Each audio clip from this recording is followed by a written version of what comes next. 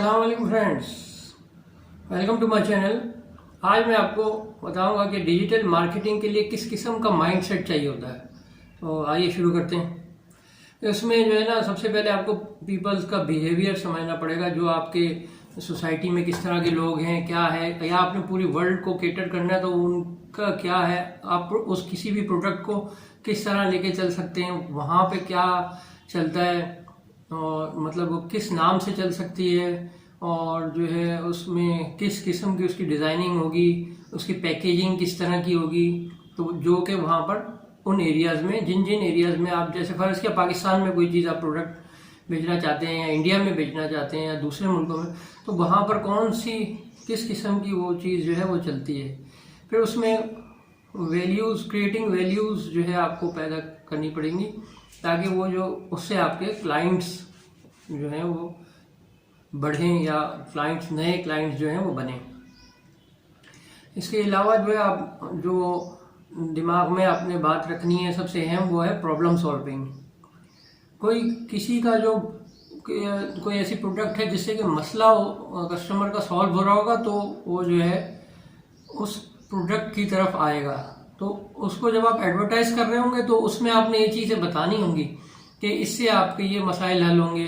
जैसे आपने हेयर की कोई क्रीम बना दी है, तो उससे हमें बताना है कि आपके जो है हेयर पे अगर आप ये इस्तेमाल करेंगे तो उसमें फलां फलां चीज़ें, वाइटामिन हैं, इस तरह की चीज़ें, तो वो आपको फिर फ़ायदा देगी। और उसमें वो ऐसा नहीं कि आप उसमें वो चीज़ें डालेंगे नहीं, मगर उसको आपको एक्सप्लेन करना होगा। मार्केटिंग जो है ना उस चीज़ की करनी होगी कि इसमें ये चीज़ें, इसके इंग्रेडिएंट्स ये हैं। तो इस तरह आप जो है कस्टमर की जो है प्रॉब्लम सॉल्व कर सकते हैं। और आपको जो है एडाप्टिव होना पड़ेगा, तो कि जो है टाइम के साथ साथ जो भी चेंज आता है, वक्त के साथ साथ उसको अडॉप्ट करना होगा। तो उसमें जो उसके बारे में आपको लर्निंग करनी होगी। मार्केटिंग के जो बिहेवियर्स हैं वो सीखने होंगे कि क्या क्या चल रहे हैं मार्केट में। और उसमें इसके अलावा जो है चैलेंज जो है वो आपको लेना होगा। उसके लिए आपको नए स्किल्स सीखने होंगे। तो आपको इसी फील्ड के बारे में जो है नए स्किल्स सीखने होंगे। अब जो है आपको मुख्तलिफ जो है मार्केटिंग के जो है जार्गन्स देखने होंगे कि क्या क्या है। जैसे कि कन्वर्जन रेट किसके थ्रू आता है। जैसे कि अगर आप कोई वेबसाइट बना रहे हैं और उसमें आप एक अपनी प्रोडक्ट के बारे में बता रहे हैं, तो उसमें जो है वो उसमें जो कॉल टू एक्शन बटन्स हैं वो आपको देने होंगे कि आप किस तरह सब्सक्राइब करें, और आप उसको क्या न्यूज़ लेटर्स दे सकते हैं, और ईमेल के थ्रू प्रोडक्ट्स के बारे में आप बता सकते हैं। तो ये चीज़ें जो हैं उसमें, ताकि जो है कस्टमर इंगेजमेंट जो है वो आपकी जो है बढ़ जाए। फिर वो लाइक, कमेंट और शेयर है। उसके अलावा फीडबैक्स देते हैं ना, फिर कस्टमर फीडबैक देगा। जब उसको प्रोडक्ट पसंद आएगी तो वो फीडबैक्स भी आपके काम आएंगे। इसलिए कि वही चीज़ जो है वो मार्केटिंग में ये सारी चीज़ें जो है काम आती हैं, जो कि कस्टमर्स ने दी होती हैं। फिर दूसरे कस्टमर्स या जो भी आपके उस वेबसाइट पे, प्लेटफॉर्म पे आएंगे, तो वो उसको लाइक करेंगे और उस प्रोडक्ट को इस्तेमाल भी करेंगे।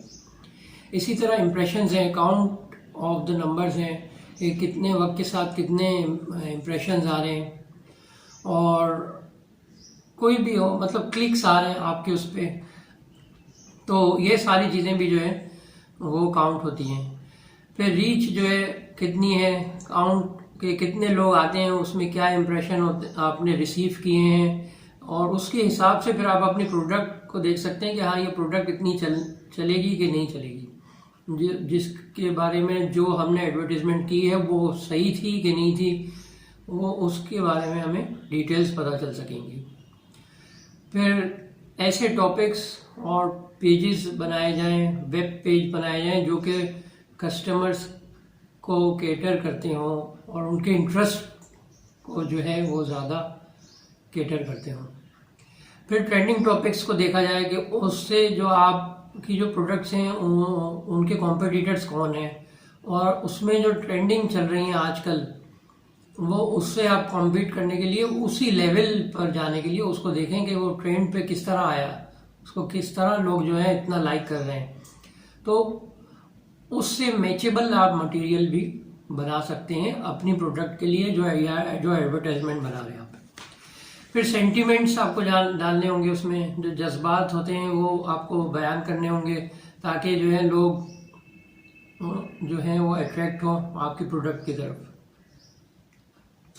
इसी तरह आपको पेड मीडिया का भी वो लेना होगा, और फ्री जो भी मार्केटिंग के जो मैंने पिछली वीडियोस में भी बताए हैं वो आपको इस्तेमाल करने होंगे प्लेटफॉर्म्स।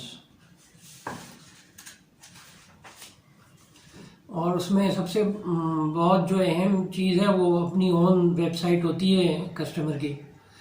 जो प्रोडक्ट आप लॉन्च करने जा रहे हैं कस्टमर्स के लिए, वो अहम जो है उसमें वेबसाइट होती है। फिर सोशल मीडिया इन्फ्लुएंसर्स होते हैं जो आमतौर पे सोशल मीडिया पर आते हैं, उनको आप जो है वो लोग पैसे लेते हैं और वो आपका जो है ऐड में आएंगे, तो उससे भी आपकी प्रोडक्ट की काफ़ी जो सेलिंग है वो बढ़ जाती है। इसके अलावा फ़नी पिक्चर्स कुछ इस्तेमाल की जाएं, जो कि आप अलग से बता सकते हैं अपने वेबसाइट पर। किसी भी चीज़ को जो है वायरल करने के लिए, और उसमें ऐसी सेलेक्ट की जाए जो कि वायरल पिक्चर्स हों, वो उनमें सेलेक्ट की जाए। तो वो मगर ऐसा ना हो कि आप ऐसी ले लें जो कि कॉपीराइट का मसला हो जिसमें, तो वो उसको आप इस्तेमाल करते हुए अपनी प्रोडक्ट को भेज सकते हैं। इसी के साथ साथ एनालिटिक्स को आपको मद्देनज़र रखना है, जिसको देखते हुए आप फ्यूचर प्लान बना सकेंगे। उसमें कैंपेन का पूरा डेटा आता है कि क्या है, जिस तरह गूगल एनालिटिक्स में है एडसेंस वगैरह, और ये सारी इसमें जो है, और फेसबुक पे भी जो आप ऐड चलाते हैं उसमें तमाम, उसमें गूगल में भी और जितने हैं ये फेसबुक पे भी, उसमें डेटा आता है अलग से कि कितने कस्टमर्स ने आपको विजिट किया, कहाँ से किया, डेमोग्राफिक्स उसके क्या है, कौन से ममालिक से वो लोग देख रहे हैं आपके ऐड, ये सारी चीज़ें उसमें आती हैं। और कितने लाइक्स आए, कमेंट्स कितने आए, वो सारी चीज़ें उसमें आपको मिल जाती हैं ग्राफ, उसके ग्राफ वगैरह में, ग्राफिकल डेटा अगर आप देखें तो। फिर हिस्टोरिकल डेटा देखना होता है कि अगर आप फ्यूचर प्लानिंग कर रहे हैं तो उसमें ही आपको, जैसे आपने 6 मंथ्स का निकाल के देखना है तो आप 6 मंथ्स का या 1 ईयर का देख सकते हैं कि हाँ इसमें क्या क्या जो है उसके अपीयरेंस क्या रही है कस्टमर्स की। तो इस तरह जो है आप ये मार्केटिंग के लिए आप ये चीज़ें अहम है जो आपको जहन में रखनी होगी अपनी। तो मिलते हैं फिर एक ब्रेक के बाद। अस्सलाम वालेकुम वरहमतुल्लाहि।